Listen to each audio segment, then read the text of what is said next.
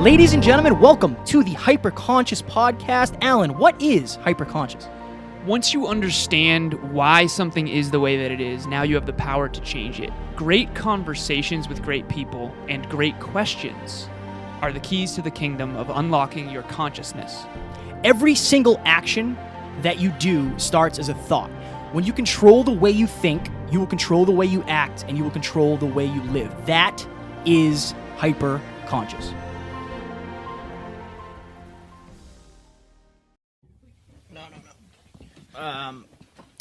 Geographically?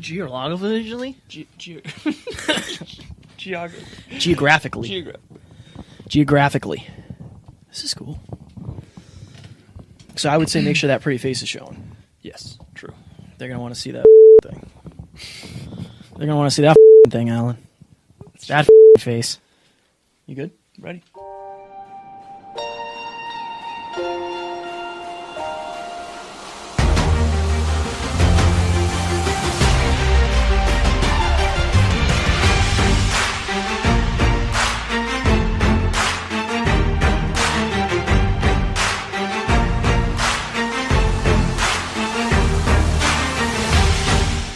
Ladies and gentlemen, welcome back to another very special, as always, episode of the Hyperconscious Podcast. We hope you enjoyed our latest episode where Alan and I talked about perspective, and we looked back in our past to reveal the perspective that we have gained. Today, we are going to do a very special Small Talks episode on the word vulnerability. Yeah, so real quick, friendly reminder, go to the hyperconsciouspodcast.com. Kevin actually just revamped the whole website. It looks way better now. Yes. And the button is Join the Hyperconscious Nation. Join Hyperconscious Nation, not the Hyperconscious Nation. My apologies. Hyperconscious Nation. Join Hyperconscious Nation. You're going to get 3 morning minutes every Monday, Wednesday, and Friday to kickstart your days off right. Folks, stay motivated, stay on point. We want to help you do that. Now I'm going to jump into vulnerability. For those on YouTube, you see we have new mic stands. We got some new lights. We are we're moving on up in the world. Moving on up. That was nice. Yeah, pretty good, right? Appreciate that. Yeah. I thought you would. So there's 3 definitions here that I actually like all 3 of them. Number 1, capable of or susceptible to being wounded or hurt as by a weapon. It's like a military one. Number 2, open to moral attack, criticism, temptation. And then number 3, open to assault, difficult to defend. There actually is a 4th one that I do not think is relevant. So vulnerability in its essence is basically being, when you say I'm vulnerable, you are open to attack. You're open to criticism. You're open to a wound of some kind, usually a wound of the heart. Ah, wound of the heart. I like that. I recently watched a Netflix documentary of Brené Brown. She is somebody who studies shame. She used to be, I think she was a teacher at the University of Texas, but she did this, it was kind of like a talk.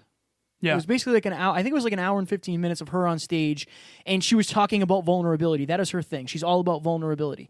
And basically, like, number 1, I learned a lot, but it brought a lot of perspective for me too. If you're doing anything out of your comfort zone, if you're doing anything that there's fear of failure, there's a chance you could fail, that your results or the effort will be remarked upon, you are being vulnerable. Yep. And that is almost a necessity. If you're trying to do something outside of your current skill set, or your current reach, you have to be vulnerable in order to do it. Every time we step in front of these microphones, we're being vulnerable. Yep. Now, I'm going to take a little bit of a different, I'll get back to that, but I remember when I was younger, when I was probably in my early 20s, any girlfriend I had, my biggest, the time where I was most uncomfortable is when they were vulnerable. Like if they were out at the bar, I would always feel very unsettled, uneasy, because they were vulnerable. And I could never explain to them, like, I don't think anything's going to happen to you, but what if it does? And that goes back to vulnerability. Like when you're hammered, you're vulnerable. Your guard is down. Your motor skills are down. Like that's another example. Your awareness is down. Yeah, that's another example of being vulnerable. And I wanted to share that because that's something that I struggled with for a long time. Like any girlfriend of mine who used to go out and drink without me present, I wouldn't sleep because it's like you're so vulnerable right now to anything. Like a terrible person, a terrible man who wants to try to take advantage of you. Like I used to lose sleep over that shit. I never thought about it that way. Vulnerability is all over the place, and I think a lot of people don't even realize that's why it bothers them. Like, I never knew why. Right. It was never, I think you're going to do something. I think somebody else is going to do something to you. Interesting. Because you're super vulnerable. Right. So I wanted to bring that. What's another example of a time where you felt vulnerable? Oh, wow. Hard conversations. Like, we just had a hard conversation before this. Yeah, we did. Always. Anytime you think, like, you're like, okay, this could hurt, or I could get rejected, or this person might disagree with me, or my feelings might get hurt. That's any conversation you're having where you might not get the result that you want, but you're putting yourself out there with the chance of any sort of rejection. I think that's where vulnerability lives. When was the last time you were in that spot? Oh, wow. A week ago? Right. I try to do that. Now, if you're a man listening to this, you may say, well, being vulnerable makes me weak. I would have agreed with you 10 years ago, probably 3 years ago, not even 10. But I'm learning through studying relationships, through dating somebody who's very, very, very into communication. Like, it is non-negotiable, and I love that because that's something that I really want to get better at. I think communication in a relationship is the most important thing. I've said that before. But I said trust, but they go hand in hand. They definitely go hand in hand. But we were talking about something the other night, and it was just I had to be vulnerable about the way I was feeling. And that's hard. It's not always your natural reaction. It's not always...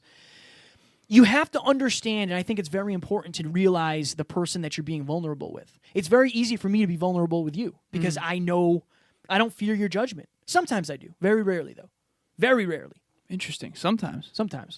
Well, you'll say, like, you're fucking soft. And I'll say, yes, I am. Occasionally. But I think it's very important. Like, if you're in a relationship and you're afraid to speak your truth, you're going to find it very, very difficult to be vulnerable. Yeah. Very difficult. And you can't make decisions to move forward on something that isn't true. So, like, an example of being in a relationship and having a conversation on what's really going on, I think that's the only way to form a connection. So I think there's a direct correlation between how connected you're going to feel to someone and how vulnerable you can be. Yeah. And I think that I said to you before this episode that one of the things I want to eradicate from my life is judgment. I want to be discerning in my decision making. In other words, I don't want to just, wing it through life. Of course not. But I do want to try to understand the other person's point of view so well that I don't judge it. And I think that it's important to be around people who don't judge you so that you can practice being vulnerable. I remember one of my clients saying that you don't judge me. And so she struggled for years and years and years to express herself. And you've heard me say the quote over and over again, the suppression of self-expression will lead to depression. Turns out that I want to change that quote to the suppression of self-expression will lead to depression or a temper, depending on which end of the Drive to 5 you're on. I like the first quote better. Right. It flows better. It does flow much better.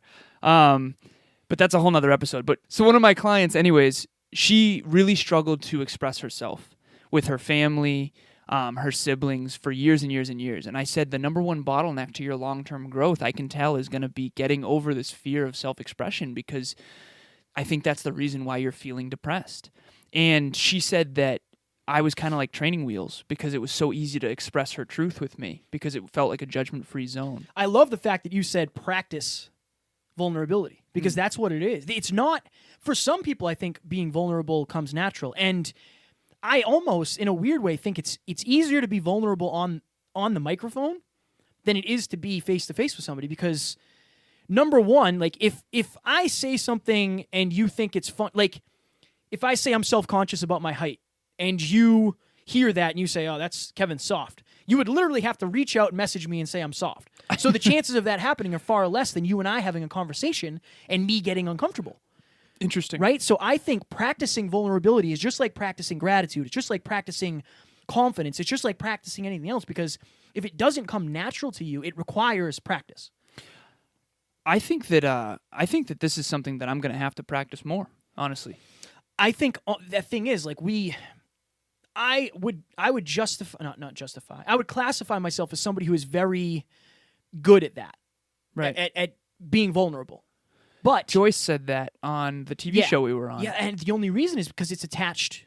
So for those, we didn't talk about. We talked about it a little bit. Yeah, briefly. But so Alan and I were invited onto The Totally Well show. the Totally Well shows. It was our first time being together for like a TV appearance.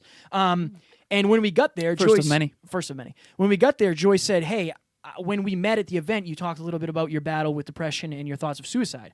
Is that something you would be willing to go into?" And I said, "Joyce, that's why I'm here. Of course. Right. There's nothing I won't talk about." Now, if I didn't have this purpose, if I didn't have the podcast, if I didn't have my reasons for doing what I do, would I be that vulnerable? I don't know. Interesting. I don't know. I think that it makes it easier.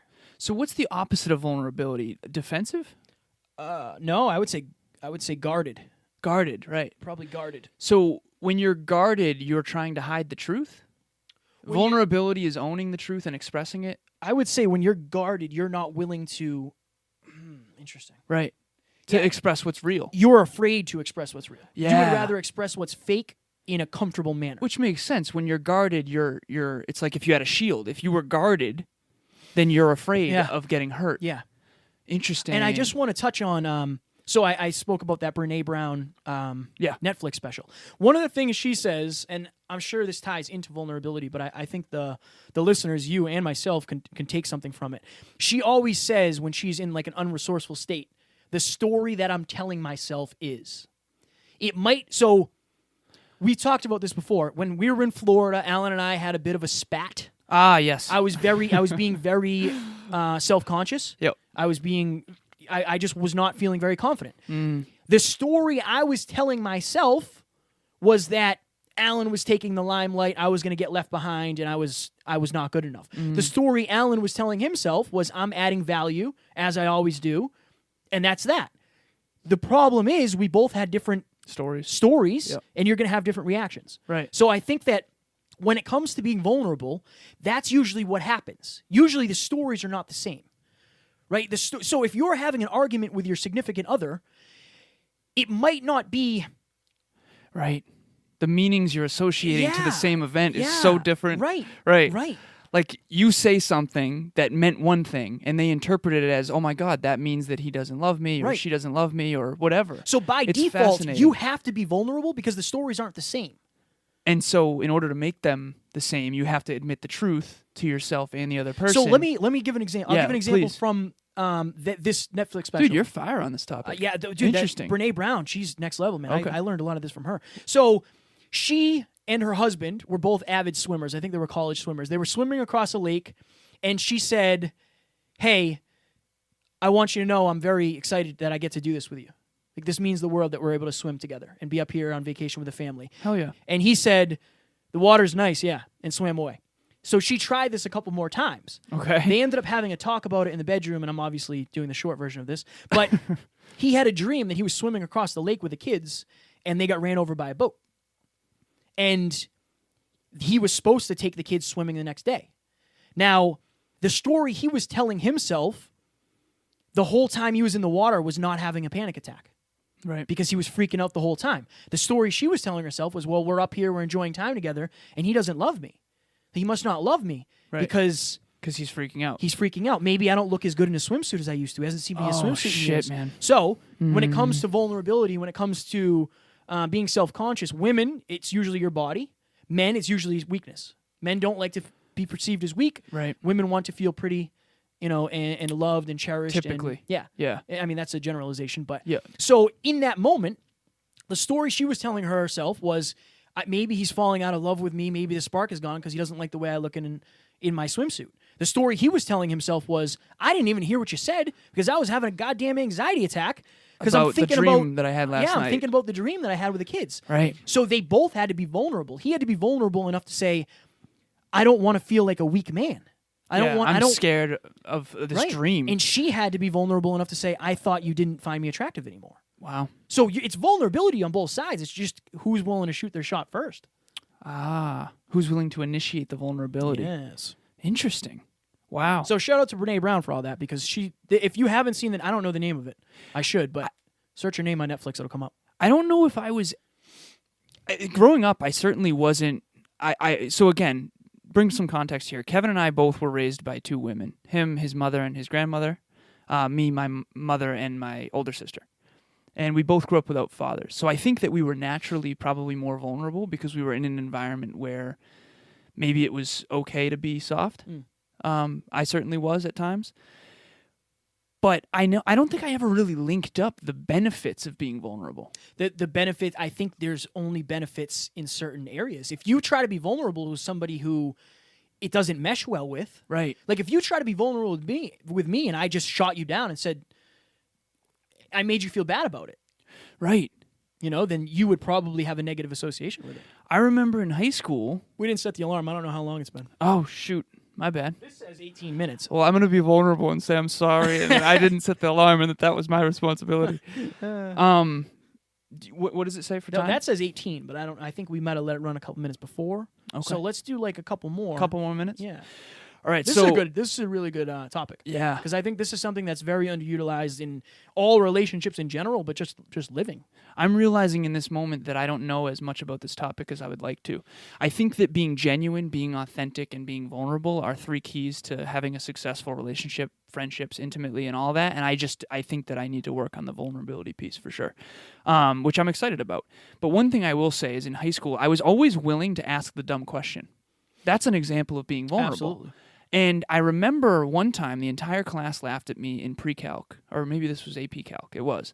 And I remember Mrs. Pryor yelling at the class saying, he asked a question because he wants to know the answer, and there are no bad questions because bad questions, or there are no dumb questions because dumb questions lead to great answers.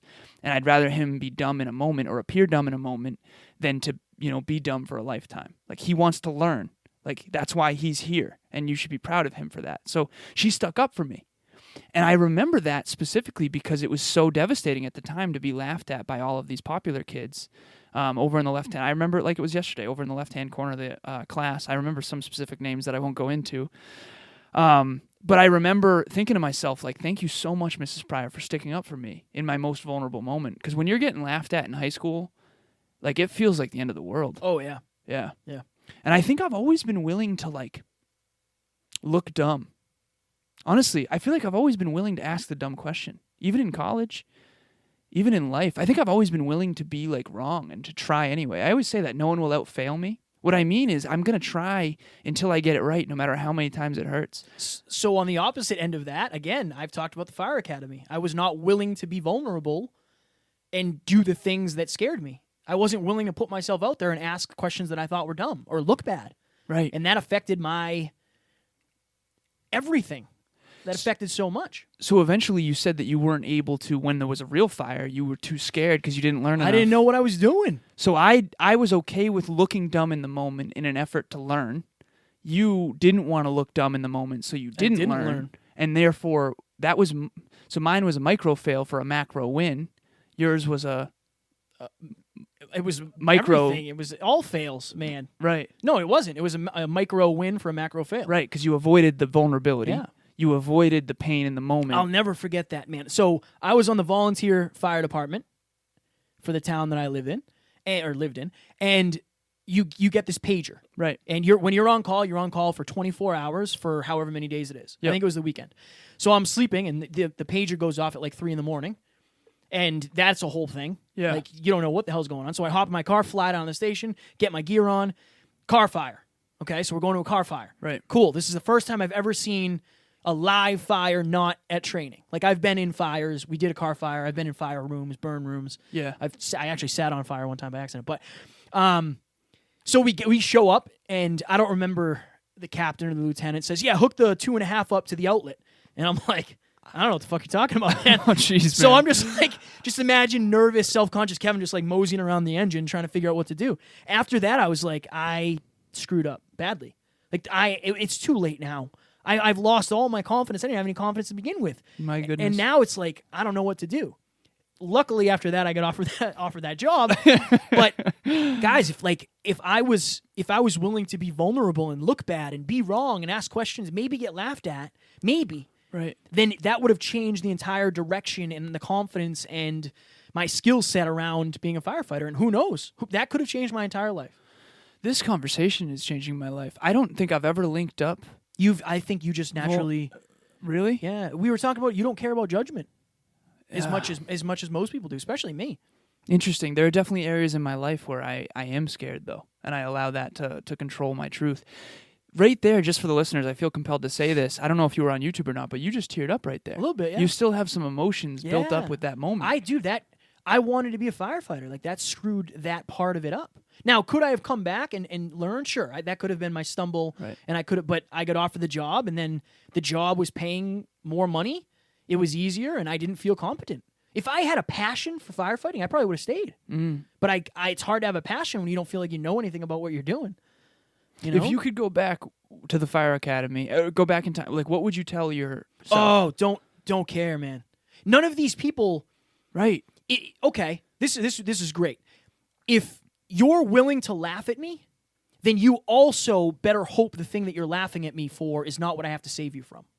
Interesting. Because that's one of the things. You don't leave somebody behind in a fire, especially somebody you're with, right? Maybe I'm asking you that question because one day I'm going to have to try to save you, and I'm not going to know what to do. Right. Or it's going to be your house burning down, or something. I would say it doesn't. Just get over it, because you're going to regret it. It's going to hurt more long term than it will short term.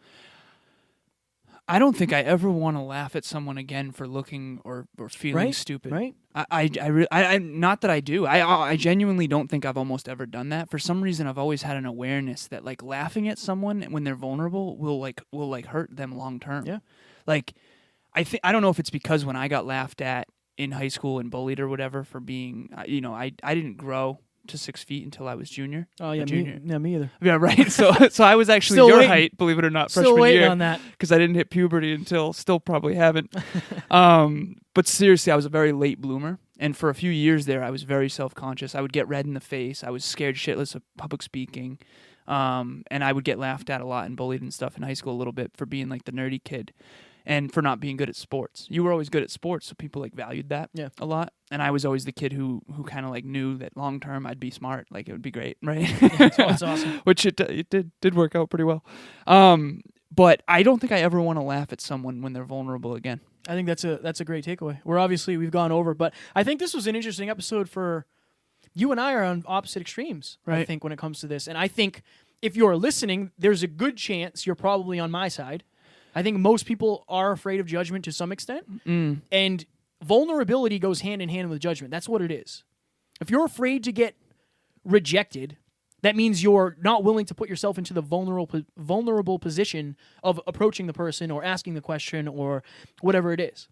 You have to be willing to get hurt. You have to to. risk getting hurt. No risk, no reward.